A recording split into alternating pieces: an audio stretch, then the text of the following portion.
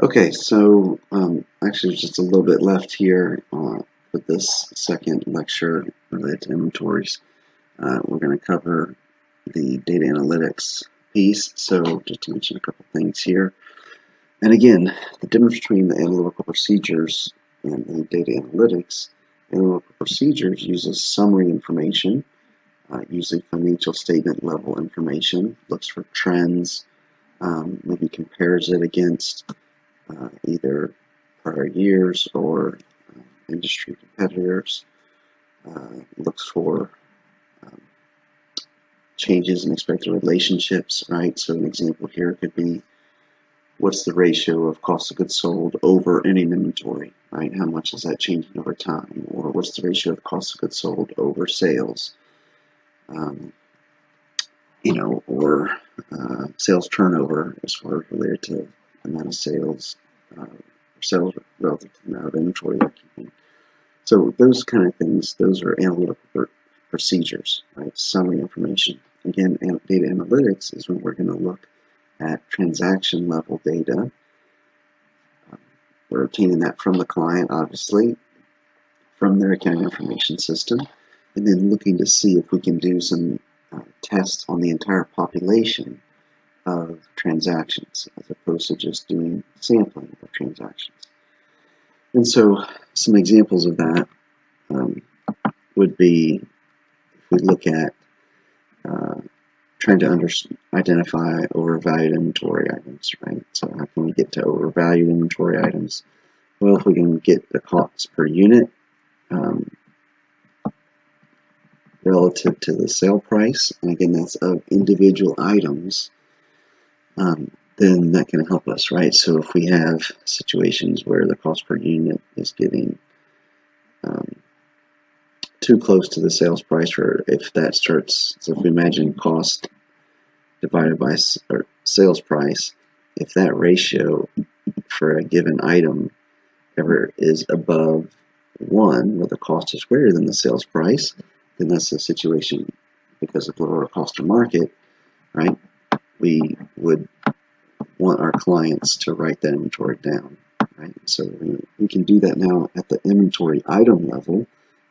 It's not at, it's kind of hard to do lower of cost or market at the summarized level of all inventory, right? Just because you have a lot of different inventory items, and so you really need to get to a place where you can do this by item. But now you can do this really easily when you have all the data. Another example of looking using data analytics is looking at the number of items in inventory relative to target stocking levels. So that's a situation where the firm is trying to manage the amount of inventory they have, because there are holding costs. Right? If you remember from your intermediate classes, there are holding costs to inventory. Right? You have to, for some things, you might have to have a large warehouse that's air conditioned. You might have to make sure that some inventory is is covered. There's humidity control in the warehouse, things like that. Insurance on whatever amount of inventory you're going to have at a given time in case there's fire or damage or anything like that. And so you can now compare again at an item level fairly easily to the target stocking level they have on hand to see if there's any overstock or understock, and then trying to understand what's going on, right? So are they producing more than they need to?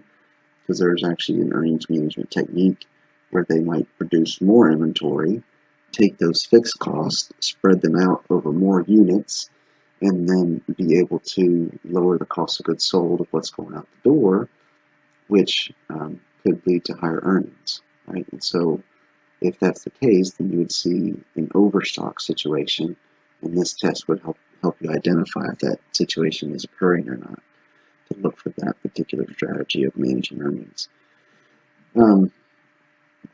Another one that's important is if you have multiple locations with inventory being stored, then making sure that you feel comfortable You're not going to, if there's a lot of, so just imagine Lowe's, right? I don't know how many stores they have. It's hundreds or thousands.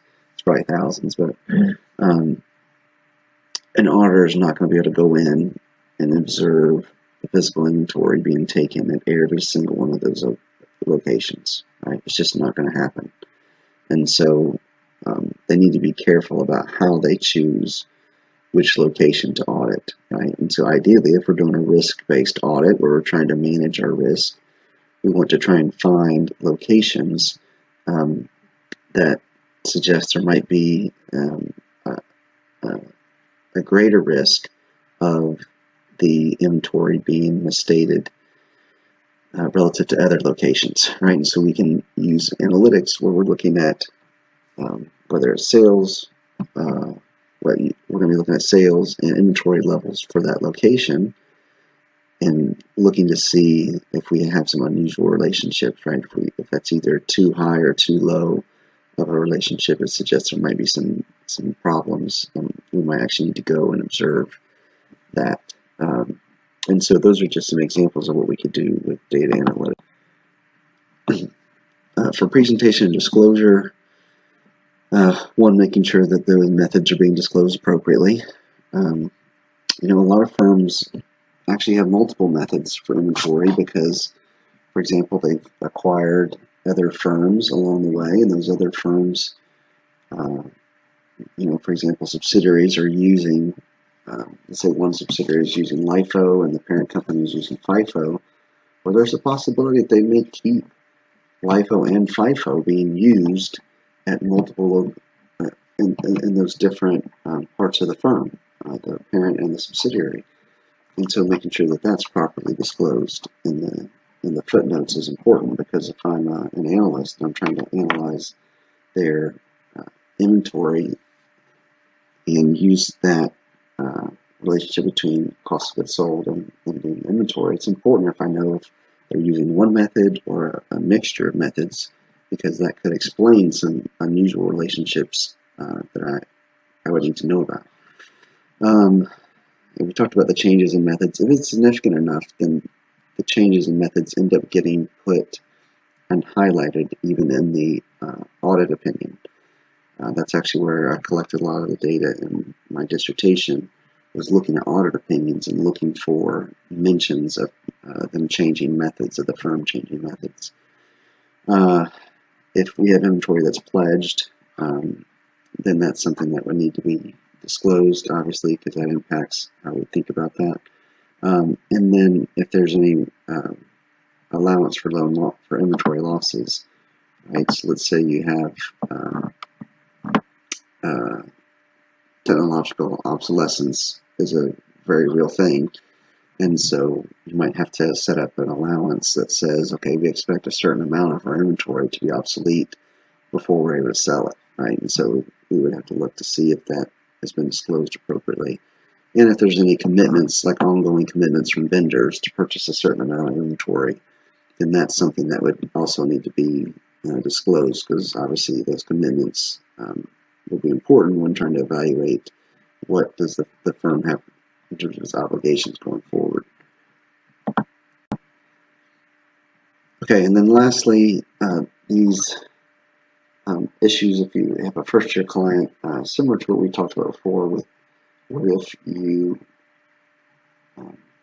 were engaged after physical inventory was taken. So it's kind of an extension of that idea. And so if we look,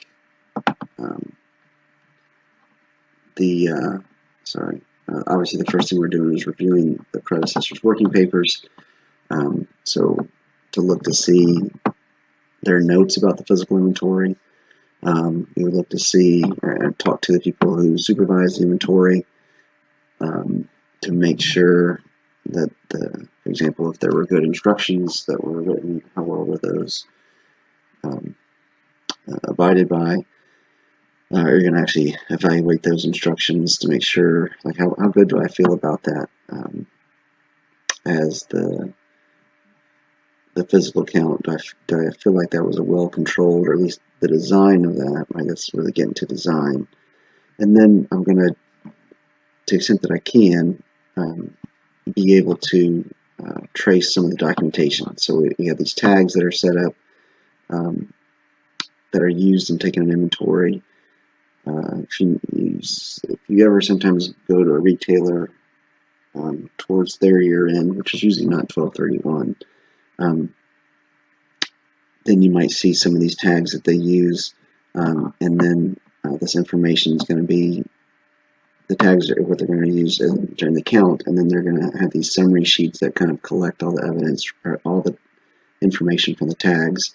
And so, assuming all that evidence was kept, then as auditors, we're going to go back and double check to make sure that we can trace. If I look at the sample of inventory tags, can I connect it to the final summary sheets, and then vice versa? Can I validate what's on the final summary sheets back to the inventory tags? And then we're going to look at, again, looking at those perpetual inventory records, because if the perpetual inventory records were done well, then I feel comfortable about the transactions that were done since the beginning of the year, then I can backtrack to see what the physical, then I can feel comfortable about what the beginning balance or last year's ending balance would be for the inventory, right? And so I'm going to make sure that the perpetual inventory records did a good job.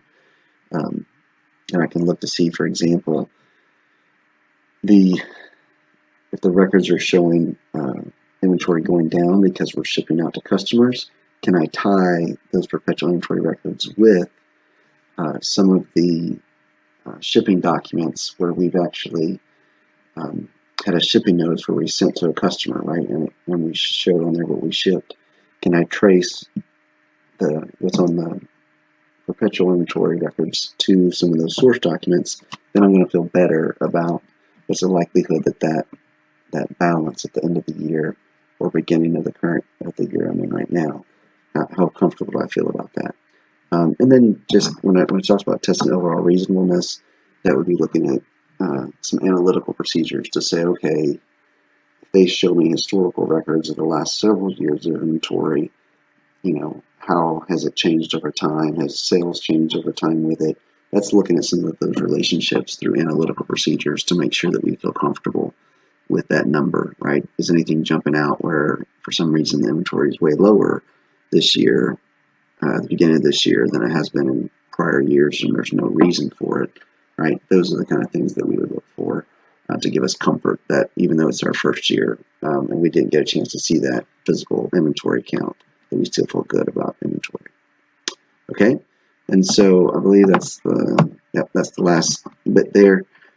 So that concludes the second recorded lecture on inventories and concludes the chapter. Make sure you take time to work on the applications for the chapter because those help make some of this a little bit more concrete.